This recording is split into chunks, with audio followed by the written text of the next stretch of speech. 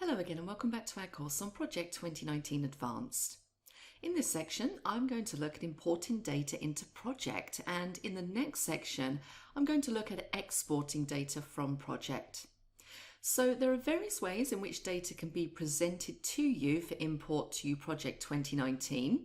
One very common way is in the form of an Excel workbook. In this case, I have a workbook with a single sheet and it's just got 4 columns in it. So we have task name or name, start date, finish date, and scheduled work. And note that the first row contains those 4 headings. Now, if I want to create a project on the basis of this one, one of the most straightforward ways is from Project to open this workbook. So let me just switch into Project.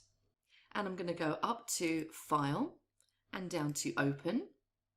And I'm going to click on Browse and find my Excel file. Now I've browsed to my course files folder, and what you'll see is currently in here, the only things I have showing are all project files. They're MPP files. And you can see that that's because I've got that specified in the bottom right hand corner. Now if I'm trying to open an Excel file, then I'm going to need to change this in the drop down. So I can click the drop down, and there's a couple of ways that I could do this. I could select all files, which will show everything, not just MPP. Or if I'm looking for an Excel workbook specifically, I could select one of these 3 options depending on my version of Excel. So I'm going to say Excel workbook. And it's showing me 2 Excel files that I have in the course files folder. And one of them is that house build project. So I'm going to select it and I'm going to click on Open. And this will take me to the import wizard. And remember, wizards in Microsoft applications are really just a way of guiding you through a specific set of tasks or a specific process. And they can be particularly useful if it's something that you're not sure how to do. So we're going to utilize this wizard to import our Excel file into Project. So the first screen here is basically just a welcome screen. So I'm going to click Next to continue. Now, one of the things just to bear in mind here is you need to think to yourself, am I going to need to do this import again? Am I going to, for example, get a workbook every week with an update to this project? And if I'm going to do this import again, then it's a good idea to save a map, which we'll look at in just a moment. Now, in this case, it's asking me what kind of, do I want to create a new map or use existing map? So I'm going to create a new map and click on Next. And now it's asking me, how do you want to import this file? Do you want to create a new project? Do you want to append the data to the active project? Or do you want to merge the data into the active project? Now, if it's a brand new project, which is what I'm going to do in this case, it's fairly straightforward enough. If you want to append the data to the active project, literally whatever I import will be added to the end. And then if I need to incorporate anything else, that's up to me. If I want to merge it into an active project, then I'll need to have decided on and defined one field to be the merge key. And the merge will be done on the basis of the value in the merge key. So the merge key must be one of the fields that's present in the existing project and that exists in the data you're importing. Now, of course, as I say, I'm going to do this as a new project. So I'm going to click on Next. And when we looked at the Excel workbook just now, the information in there only related to tasks. So underneath here, select the types of data you want to import. I'm only going to import those tasks. But I also pointed out that our input data did include headers. So it's important to make sure that this box is checked as well. Import includes headers. And click on Next. And now what I'm looking at is a representation of the map.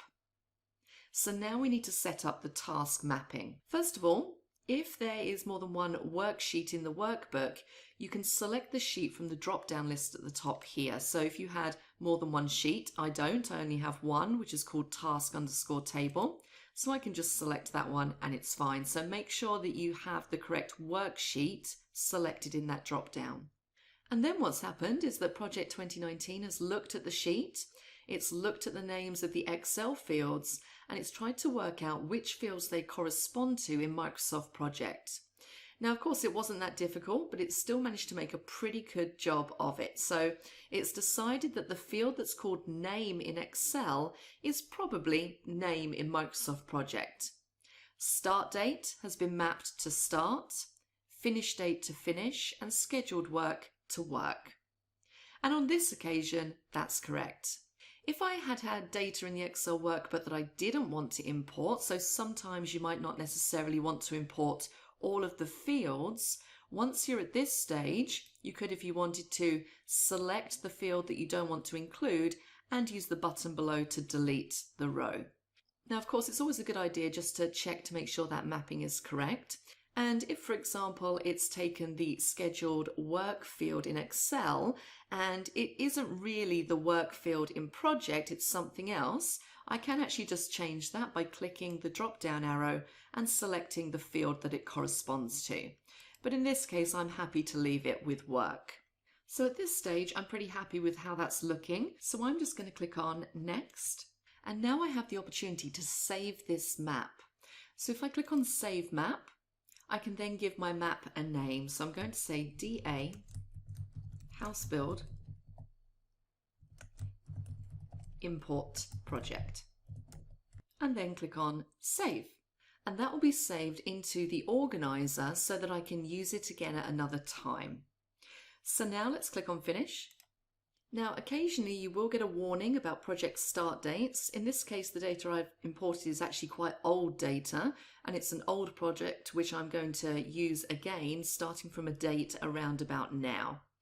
Now, as you know, when Project 2019 creates a new project, it will normally create it with today's date as the start date. And as I said, this is quite old data. You can see here it's from 2013. So there's a little bit of a conflict there. So there is my imported data. I haven't been through every row, obviously, but that looks about right to me. So I'm pretty happy with that so far. So let me deal with the project start date question. So let's go into Project and Project Information. And you can see the start date is set to today's date, May the 30th, 2019. Let me put this back to roughly where my project begins, which is April the 1st, 2019. And click on OK. And there we go. Now I have a pretty good view of what my project actually looks like. Now, looking at this project, you may realize that there isn't too much structure to it at the moment. So for example, tasks 2 down to tasks 14, those could probably be indented if I wanted them to be. So I'm just quickly going to go to task and I'm going to indent those just to give it a little bit more structure. And of course you could go through the rest of your tasks, indenting where necessary. So that's it. That's my import successfully done. It's worth noting that Project has also used the name of the workbook as the first part of the name of this project. So I'm going to save this project now. Now let me close this one. And let's suppose I was going to do this import again from a new version of that workbook. So I'm going to go back through the same process. I'm going to go to File, I'm going to go to Open, I'm going to go to Browse, and I'm going to select my Excel file again. So let's just bring up those Excel files, House Build, and Open. And I'm going to click Next. Now it's when I get to this stage of the import wizard where I can utilize that map that we saved. So I could say use existing map and click on Next. And it gives me a list of all of my maps in the organizer, and I can then go in and I could choose the one that I want to use. So we saved ours as DA House Build Import Project. Click on Finish, and then everything's pretty much imported for me. Let's now look at another alternative for importing data. In this case, I've just created a table in Word. It just has a list of tasks, 3 alternative plans for doing some work for a customer. Plan A, Plan B, and Plan C. And it's more or less just a set of notes really with some estimates and the basic tasks involved in each of these 3 alternative plans. It's usually possible to import data into Project just by copy and paste. So once again, normally you have to be careful about header rows and so on, but let's suppose I'm going to take everything except the top row of this table. So I'm going to highlight everything below, and I'm going to do a Control C to copy. Now I'm going to switch back to project and just a blank project that I have open. I'm going to make sure that I'm clicked in task name and do a Control V to paste those in. So once I've done that paste, and although some of the things like start and finish dates won't really mean much at the moment, the basic information is there. So I've got Plan A with its constituent tasks, and I could, for example, select these. So let's select 2 to 5, and I could indent them, and I could do the same for B and the same for C, just again to add a little bit of structure into that project. And then of course I could set about managing this project in the normal way, adding more structure in there, more tasks, so on and so forth. But the process of importing is actually just a very simple copy and paste from Word.